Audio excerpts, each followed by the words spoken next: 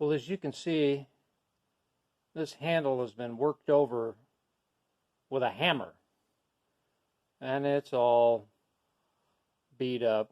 It's not bent, but it is scarred up pretty good from Bubba over the years using a ball peen hammer or a driller's hammer to beat on this to tighten the jaws. My recommendation would be to use a dead blow hammer if you need to add a little extra force to tighten the jaws up. That way you won't beat your handle all to death. I take that back. It is slightly bent. There's a little run out there.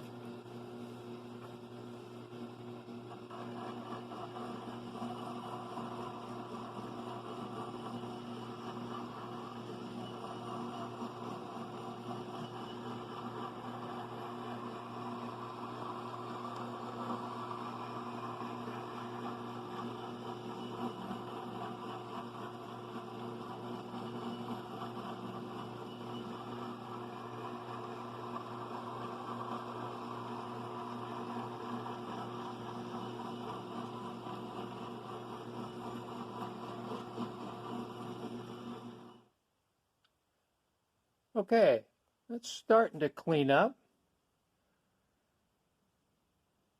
Still a little more work to do. Next, I'll go over it with this mill bastard file. Then I'll go over it with a mill smooth file, and then polish it up with a little emery paper. It should look good.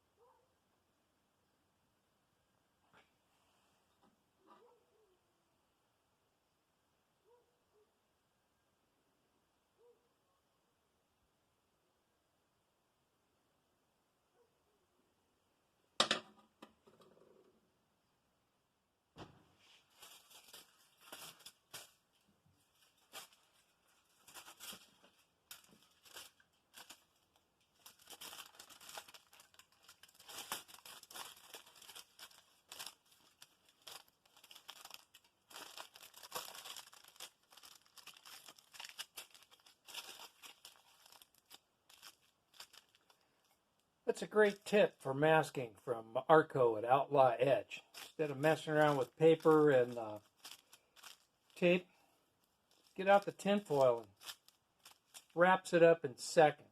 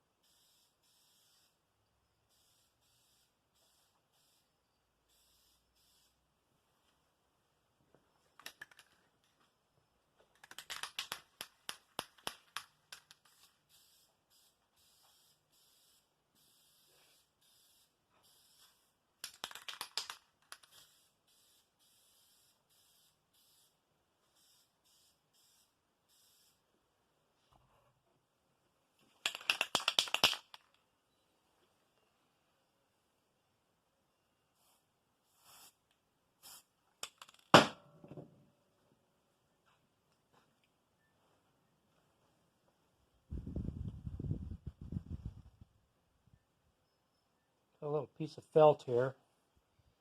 Spray paint on it.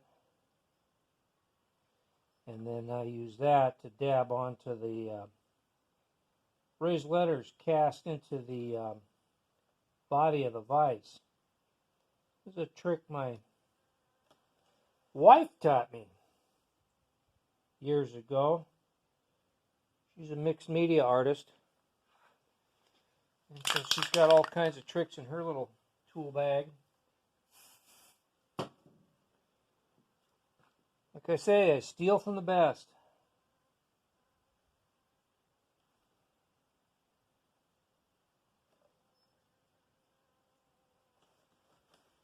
If you can see that or not, but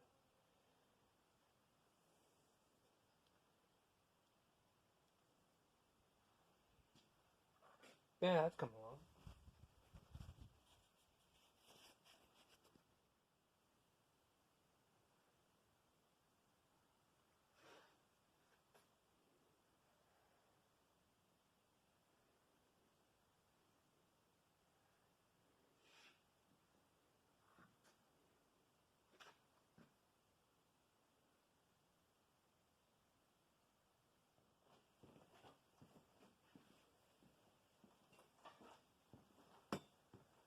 Okay, well, I think I'm gone about as far as I'm going to go in this segment. Video's getting kind of long, so I'm just going to stop it right here. And the next part of this vise refurbishment is going to be me attempting to braze up the busted anvil portion of this vise. That'll be coming up. You know, in the last video in this series, I offered my conjecture, my guess as to what happened to the coal Vise manufacturing company. I thought, you know, this Vise was around 90, 100 years old, and the reason why, you know, it didn't stick around because, you know, compared to the old blacksmith post Vise, which were prevalent in those days, this didn't compare and didn't hold up well. I mean, the casting, even though this Vise looks really substantial, cast iron is really thin, only about 3/8 of an inch thick. Kind of, in my opinion, kind of on par with the modern Vices you see in the box stores. They're all cast iron, and you know, casting is not that great, you know. Well, it turns out I was wrong. I did a little research and discovered that vintagemachinery.org, I'll leave a link in the description, had a little blurb about the coal Vise company. And if you guys don't know, vintagemachinery.org, also, if you know Keith Rucker, who does a lot of machinist videos, vintagemachinery.org, well, that's his website. And he takes a lot of old tech manuals and stuff like that, and he digitizes them and puts them up on his website, so they're available for anybody looking for info on old machinery. Well, he happened to have a blurb about the coal Vise company. As it turns out, they started around 1940. They were around a long time. The founder, Mr. Cole, he retired in 1979 from the company, and then subsequently passed away in the early 80s. So the coal Vices were around for quite a while. Then I discovered also there was a brochure online. I can't remember where. I'll leave a link in the description also for that. That showed this the Vise in use, and like farming applications and things like that. The portability apparently was one of its design features. You could take it with you out in the field, set it up, and work out there. So yeah, it was kind of a versatile deal for its day. So I was dead wrong. It was around for a long time, and I don't know what caused them going out of business, or if they were bought out, or who knows. You know, that part of my research didn't reveal anything. But also, this was available. It also had a hand crank portable drill, like a drill press affair that clamped into the jaws of the Vise. And there's a picture in that brochure showing it set up where the guy's honing cylinders on an engine with this thing. And that looked kind of interesting. So you'll see that in the brochure if you're curious about that I'll put a link in the description. But that's enough for this. This has gone on, this video is long enough, so I'm going to knock it in the head here. Did a road trip a couple days ago, brought home a treasure. So the next video I put up is probably going to be featuring that. So stick around if you're interested in my road trip treasures. I bought something, that I needed, like I need another hole in the head, but I can't help myself, I got this bad habit of rescuing old iron, and I can't save them all, but this one I just couldn't pass up. So, yeah, that'll be in the next video unless my wife kills me first for bringing home something I had no business bringing home. So, all right, enough. We'll see y'all later. Thanks for watching.